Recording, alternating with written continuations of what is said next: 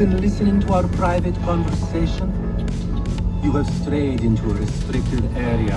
I'm afraid your so-called freedom means...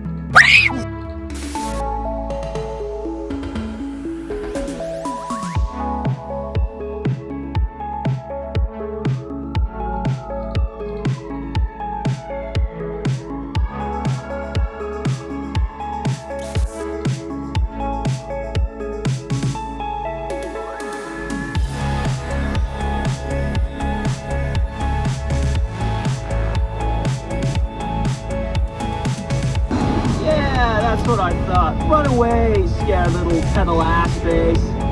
That was close.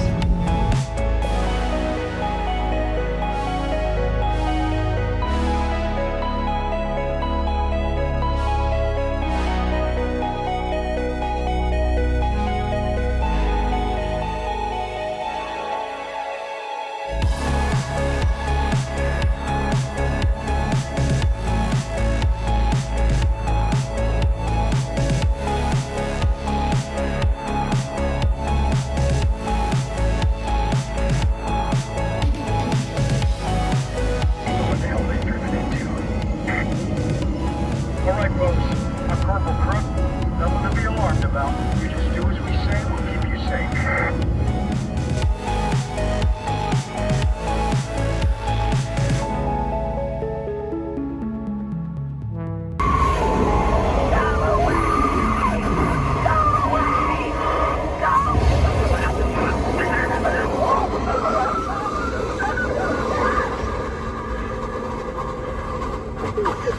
No memories happening. All at once, the house came for me.